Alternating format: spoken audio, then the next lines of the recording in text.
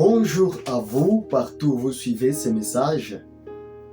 Vous êtes sur le point d'écouter un message qui peut changer toute votre vie. En fait, c'est un message qui va nous renseigner sur la différence entre ceux qui réussissent et ceux qui échouent. Nous allons dire des choses qui ne sont pas adressées à tout le monde, mais qui seront adressées à toi qui as la mission ou l'appel de Dieu sur ta vie. C'est pourquoi le message du jour est respecte-toi, prends-toi au sérieux et prends conscience de la mission qui est sur ta vie. Je le reprends. C'est un message qui t'est adressé, toi. Je ne m'adresse pas à tout le monde. Non, je m'adresse à toi. C'est pourquoi, permettez-moi de vous tutoyer parce que j'aimerais particulariser ce message, le rendre vôtre. C'est pourquoi j'aimerais dire, c'est ton message. Il faut que tu te prennes bien plus au sérieux et que tu prennes conscience de la mission que Dieu a attachée à ta vie. Eh bien, d'entrée de jeu, j'aimerais vous rappeler que vous n'êtes pas une boule de terre qui circule sur la terre. Non. Certes, vous avez été tiré de la poussière, mais le souffle de Dieu en vous vous a conféré la vie. Vous êtes un être vivant. Attention, nous limitons au fait que vous soyez un être vivant risque de nous perdre, puisque les animaux aussi sont des êtres vivants, les plantes sont des êtres vivants. Cependant, vous êtes exceptionnel. Lorsque Dieu vous a créé, il a attaché une mission particulière à votre existence. Voyons cela par exemple dans Juge chapitre 13. On nous parle d'un couple qui était stérile, Manoah et sa femme. Manoah servait Dieu. Manoah était stérile. Plutôt, la femme de Manoah était stérile. Mais l'ange de l'Éternel est apparu à la femme de Manoah pour l'annoncer la nouvelle de la naissance d'un certain Samson. J'aime toujours dans ce même chapitre 13e, c'est que l'ange de l'Éternel a dit à la femme de Manoah, il lui a dit, tu vas porter un enfant et c'est lui qui commencera à délivrer le peuple d'Israël de la servitude. Ça sera cet enfant qui va naître, qui va commencer à délivrer Israël, qui va commencer à sauver Israël. À l'époque, Israël était sous la domination des Philistins. Israël était négligé, piétiné par d'autres peuples. Mais Dieu envoie un enfant dans une famille stérile pour que cet enfant puisse commencer à délivrer Israël. J'ai commencé très loin. Allez-y remarquer dans Genèse chapitre 1er, le 16e verset, il nous est dit que Dieu s'est mis à faire des luminaires, le grand luminaire pour dominer les jours et le petit luminaire pour dominer la nuit. Même les luminaires ont été créés pour une raison. Quand Dieu crée, il accompagne sa création avec une raison d'être, la mission. C'est que devra faire ou ce que devra être le produit de sa création. Voyez-vous, nous pouvons trouver plusieurs exemples dans la Bible qui nous montrent que tous les hommes qui sont sur la terre ne viennent pas faire une promenade. Non. mais ils viennent comme des missionnaires envoyés par Dieu sur cette terre pour résoudre des questions bien particulières. Comme pour les cas de Samson, dont je venais de parler dans Juge chapitre 13. Dieu a dit, ça sera lui qui commencerait à délivrer le peuple d'Israël. Bien-aimés, le temps me manque pour parler de Moïse, pour parler de Jérémie, pour parler d'Ésaïe, pour parler de David et de plusieurs autres figures que nous retrouvons dans la Bible.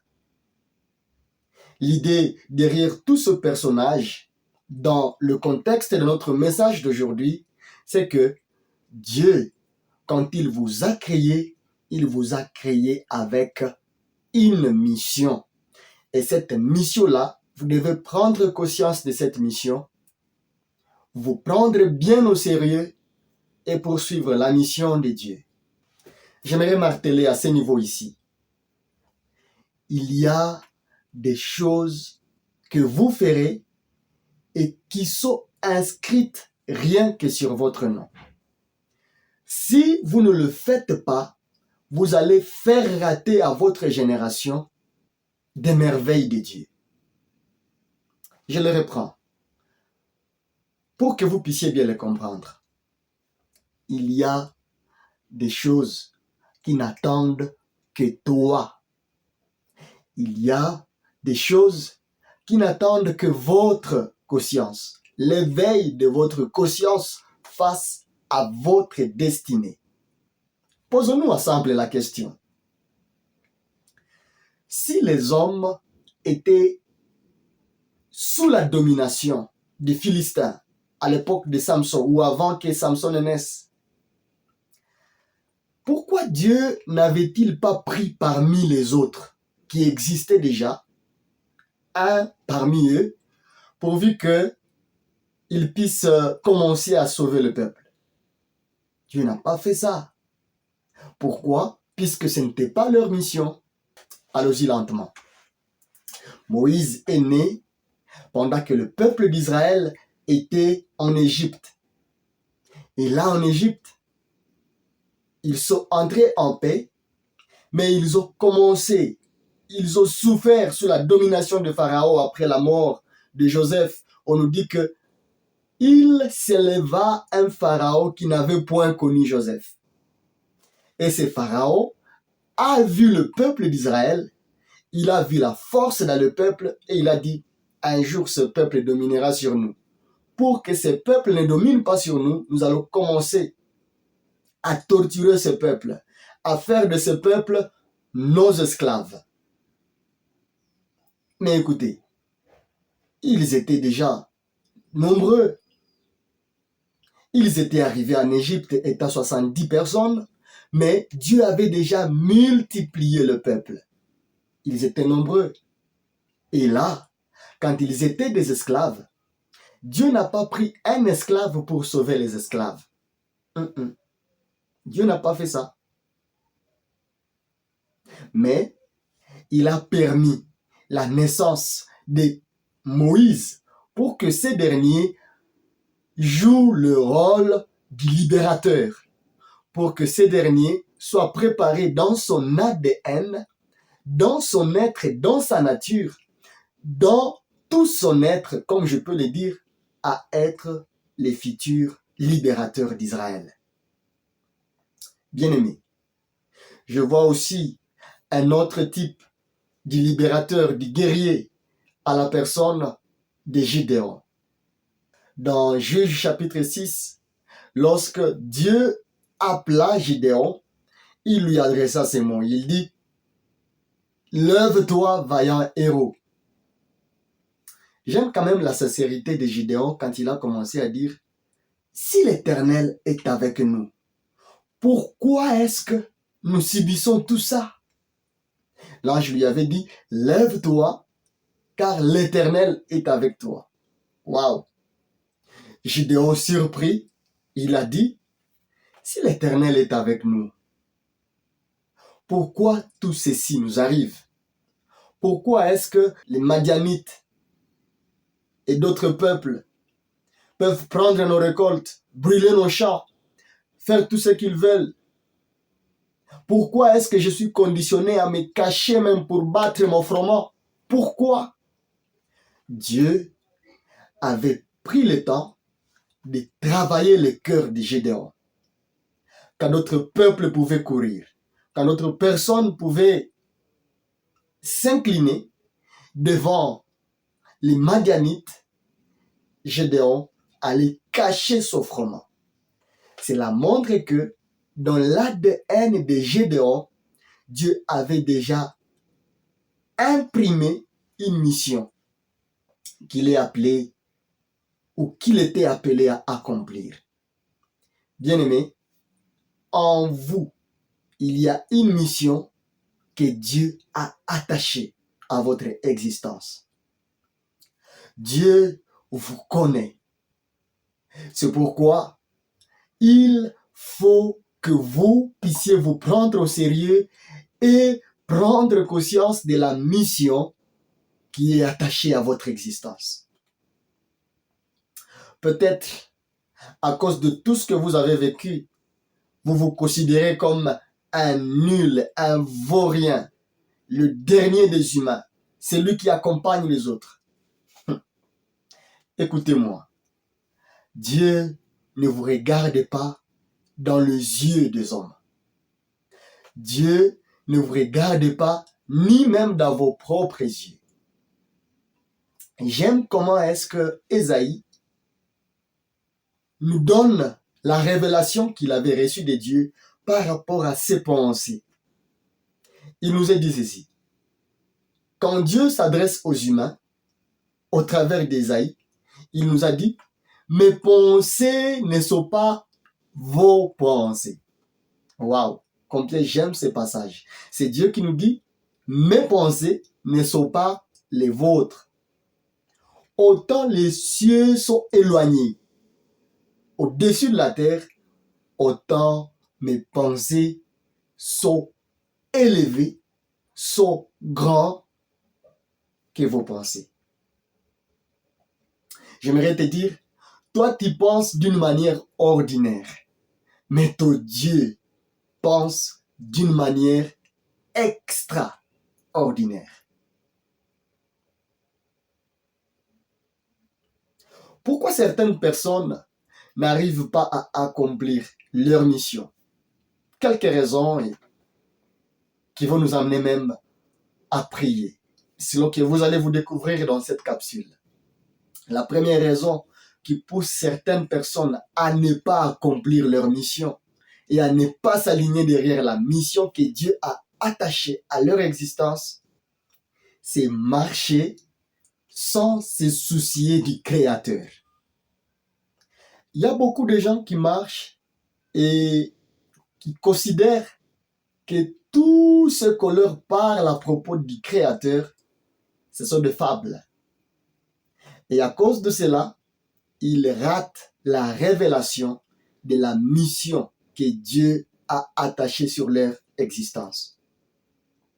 Ils sont même prêts à combattre ceux-là qui parlent du Créateur. Ils sont prêts à faire passer des émissions qui parlent de la parole de Dieu. Ils sont prêts à tourner de pages. Simplement parce que ce sont des pages qui contiennent le nom de Dieu ou le nom de Jésus.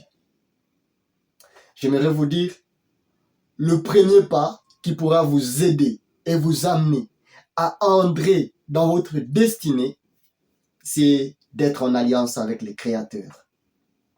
Savoir qu'il y a un Dieu qui a voulu votre existence et que à votre existence, il a attaché une mission. Dans la Bible, on nous parle d'un certain Paul. Paul de Tarse. Il y a deux bonnes parties dans la vie de Paul de Tarse. Il y a avant Damas et après Damas. Sur le chemin de Damas, c'est à ce moment-là que l'Éternel s'était révélé à Paul. Il lui a dit, Paul, Paul, pourquoi me persécutes-tu? J'aime la question de Paul au Seigneur Jésus, il a dit, « Qui es-tu, Seigneur ?»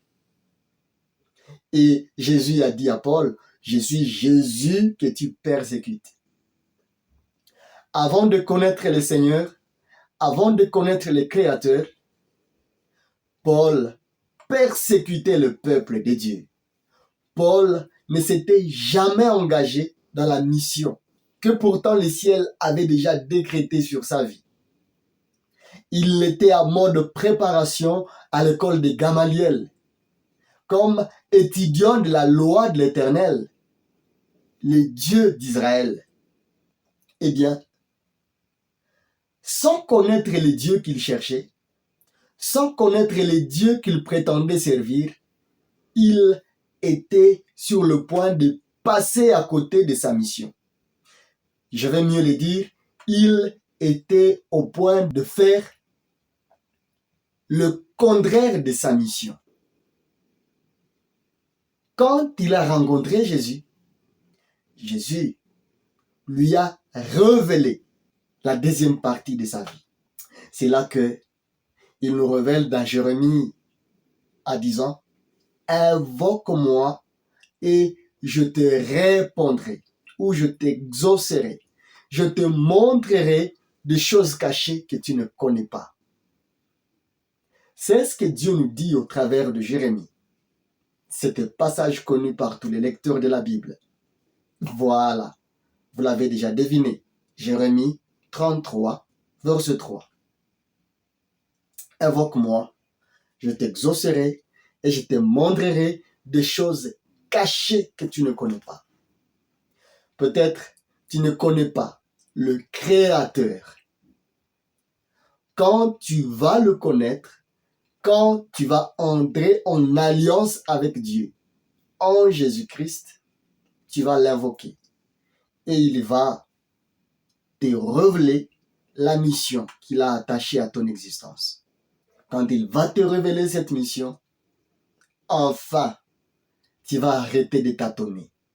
Enfin, tu vas arrêter de penser que tu es venu accompagner les autres.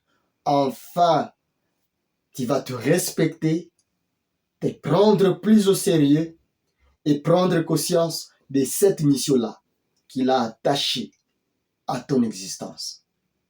D'autres encore n'arrivent pas à accomplir ou même à découvrir ou encore à chercher à aller loin dans la mission que l'Éternel a attachée à leur existence, simplement parce que ils se regardent au travers des yeux des autres. J'aimerais dire quelque chose ici de très important. Souvent, les regards des autres peuvent nous déformer. J'aimerais dire que les hommes nous regardent tels qu'ils sont. Je ne sais pas si vous me comprenez. Les hommes ont des préférences et ils peuvent vous entraîner dans leurs préférences simplement parce que vous leur avez donné l'autorité de vous regarder dans leurs yeux. Savez-vous que Pierre était pêcheur parce que sa famille était une famille de pêcheurs? Ah oui, pêcheur de poissons. Il pêchait le poisson parce qu'il était né dans une famille de pêcheurs de poissons. Mais quand Jésus l'a regardé, il lui a dit, « Suis-moi et je ferai de toi pêcheur d'hommes. » Waouh! Il s'était regardé dans les yeux de son père, dans les yeux des gens qui l'entouraient, et il disait, « Ah oui, c'est ça notre affaire. » Par moments, il faut que vous puissiez arrêter de vous regarder dans le regard des hommes, mais lever les yeux vers les cieux et dire, « Père, comment est-ce que tu me vois? » Et tu vas arrêter de te regarder dans le regard des humains. Ils peuvent t'humilier parce qu'ils ne connaissent pas ta valeur. Ils peuvent te négliger parce qu'ils ne connaissent pas qui tu es vraiment. Je vais donner un exemple par là de notre Seigneur Jésus. Avant que Jésus ne commence à prêcher à des foules, avant qu'il ne se présente comme Rabbi, le maître, parce que même le maître de l'époque, comme Nicodème et les autres, avaient découvert que Jésus était vraiment le maître. Mais avant cela, il était charpentier. Ok? Étant charpentier, je suppose qu'il y a des gens qui venaient lui adresser des commandes. Allez, fais pour moi une chaise, fais pour moi une table, fais pour moi ceci ou cela. Et Jésus accomplissait ce qu'on lui demandait de faire. Mais alors, quand il a commencé à vivre, disons mieux, quand il a révélé son identité, quand il a révélé qui il était au travers de ses actions, je m'imagine combien est-ce que les gens ne pouvaient plus l'amener à faire la menuiserie. Et comment est-ce que même les gens qui avaient envie que Jésus puisse réparer pour eux leurs portes, ils avaient du mal à demander à quelqu'un qui est suivi par 12 personnes de venir réparer une porte. Pourquoi? Parce qu'il était entré dans la mission pour laquelle il était venu. Commencer à servir pour le salut de l'humanité. Tout le temps qui précédait les 30 ans de Jésus, c'était le temps de la préparation. Et heureusement pour lui, il est Dieu. Il savait à quoi est-ce qu'il s'est préparé. Mais toi et moi, si nous considérons le regard des gens sur nous, étant Jésus, nous allons rester charpentiers. Comprenez ce que je dis.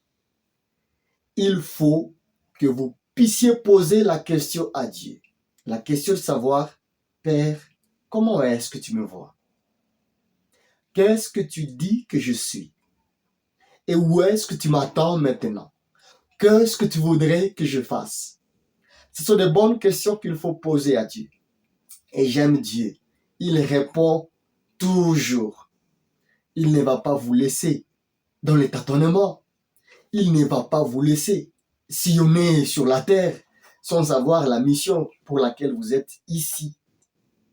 À l'hôpital, je me suis entretenu avec 2 infirmières qui avaient des difficultés à ce sujet et qui m'ont dit, docteur, comment est-ce que nous pouvons arriver à découvrir la volonté de Dieu sur notre vie? Nous avons partagé. Et cette pause a été bénéfique.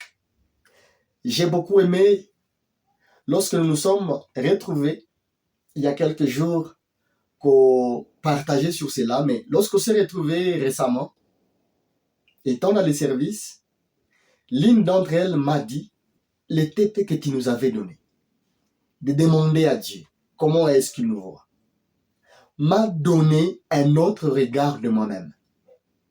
Je me suis écrié gloire à Dieu. En lisant la parole de Dieu, elle a commencé à découvrir des promesses merveilleuses de Dieu. Elle a commencé à se regarder, pas dans le regard des gens, mais dans le regard que lui offre la parole de Dieu sur elle-même. Et elle a dit, je ne savais pas que j'étais aussi important aux yeux de Dieu. Et je lui ai dit, tu vas encore découvrir d'autres choses. C'est le même TP que je vous adresse. Apprenez à vous regarder dans les yeux de votre Créateur. Lisez ce qu'il dit de vous. Lisez le message qu'il a envoyé à l'humanité. Lisez la Bible et interrogez Dieu sur base de ce qu'il vous enseigne. Vous verrez qu'il vous donnera toujours des réponses. Et chaque jour, vous sortirez de sa présence avec un visage rayonnant de joie. Vous sortirez de sa présence étant renouvelé dans votre homme intérieur et vous finirez par trouver le chemin et vous y engager. Bien-aimés, la troisième raison qui fait que plusieurs n'arrivent pas à entrer et à poursuivre leur mission, à prendre conscience de leur mission et de se prendre eux-mêmes au sérieux, c'est ce que le monde présente devant eux.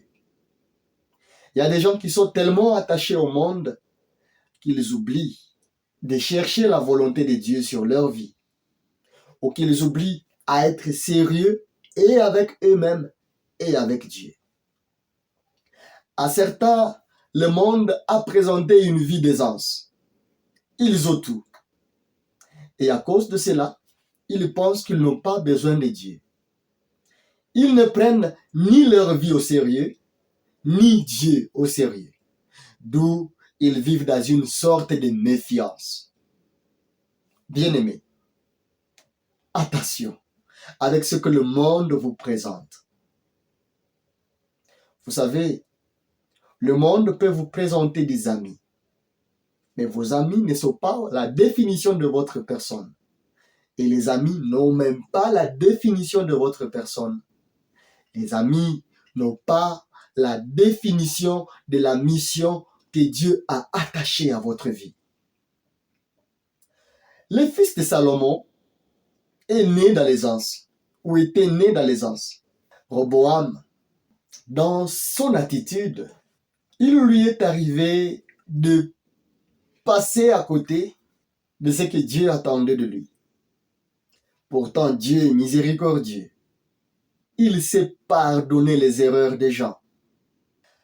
Je l'ai dit sans peur de me tromper, bien que la sentence était déjà tombée à cause des erreurs de Salomon, que Dieu diviserait le peuple. Écoutez, à un moment donné, Dieu venait de décider d'exterminer le peuple d'Israël au désert. Mais à cause de la prière de Moïse, Dieu a changé de décision. Ce n'est pas la première fois que nous voyons Dieu changer de décision.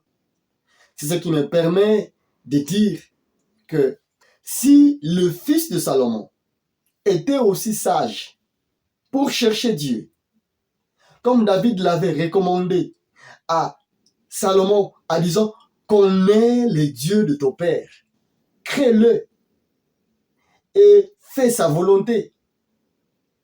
Il affermira ton royaume. Il accomplira toutes les promesses qu'il a faites sur moi, ton père. Il sera avec toi comme il a été avec moi. » Salomon avait aussi pris le courage de reconnaître sa faiblesse dans la prière devant Dieu. Et il avait prié l'Éternel en disant « S'il te plaît, je suis encore trop jeune. Comment pourrais-je diriger un peuple aussi grand que tu m'accordes ?»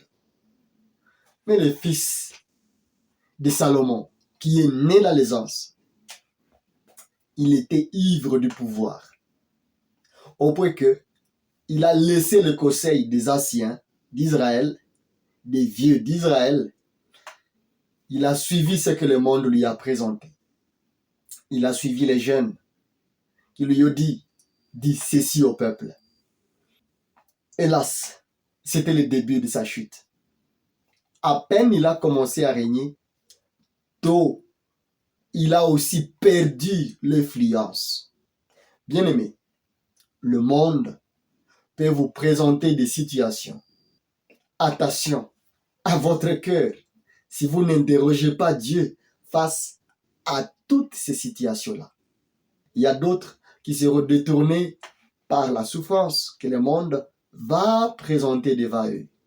C'est là où Paul parle des soucis du siècle présent. J'aimerais rappeler que certains soucis nous sont imposés dans la volonté de Dieu pour que Dieu taille notre personnalité, pour que Dieu taille notre confiance en lui, pour que Dieu taille notre persévérance, pour que Dieu taille notre caractère. Il va mettre des pierres sur notre chemin. Les pierres ne sont pas de barrières sur le chemin, mais de pierres vont nous fortifier le pas. Écoutez, Dieu vous connaît. Et il connaît ce que le monde vous a déjà présenté. J'aime ce qu'il dit.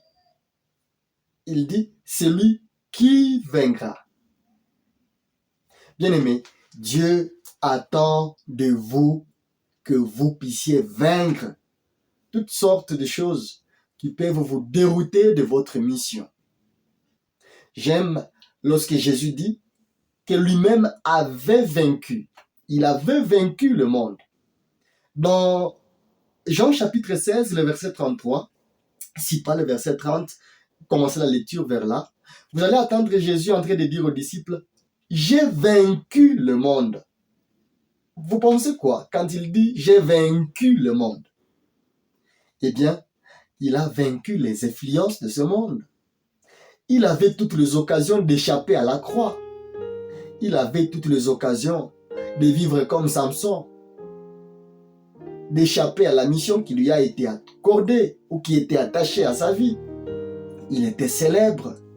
Il allait aussi se perdre dans les femmes. Il allait aussi se perdre dans l'alcool. Il allait aussi se perdre dans la réjouissance de ce monde. Il allait aussi faire comme tout le monde. Mais il ne l'a pas fait. Jésus a vaincu le monde. Et il attend de toi et de moi que nous puissions vaincre le monde. Quand nous allons vaincre, nous allons retrouver le chemin, nous y engager, le poursuivre et aller jusqu'au bout. Bien-aimés, c'est ce que je vous souhaite. Et c'est ce à quoi je vous appelle aujourd'hui. Respectez-vous. Prenez-vous vous-même au sérieux avant que les autres ne vous prennent au sérieux. Prenez votre relation avec Dieu au sérieux et prenez conscience de la mission qui est attachée sur votre vie. Arrêtez de vivre dans l'oisiveté.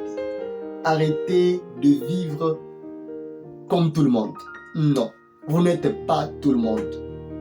Je vous rappelle, Dieu a tellement investi en vous qu'il a confiance en vous et attend que vous puissiez réaliser ce qu'il a attaché comme mission à votre existence. C'est pourquoi, même si mon chrono me signale qu'il est temps de m'arrêter, et je vais m'arrêter par là, vous promettant de revenir prochainement dans la suite, je vous en supplie. S'il y a des choses à oublier, oubliez autre chose, pas ce que je viens de vous partager aujourd'hui. Et je prie pour vous que Dieu vous aide à être sérieux avec lui et avec vous-même. Arrêtez de puiser vos forces dans ce qui ne fait pas la gloire de Dieu. Dans ces choses-là qui ne sont pas dans les programmes de Dieu sur votre vie. Je prie que Dieu vous aide et qu'il vous accorde sa faveur, qu'il vous accorde la grâce de retrouver ce chemin et que sa vie coule en vous, que vous soyez sérieux avec lui et que vous preniez conscience de la mission qu'il a attachée sur votre vie dans toutes les sphères possibles, au niveau personnel, au niveau de votre famille, au niveau de votre pays et pourquoi pas pour le monde entier. Que Dieu vous bénisse.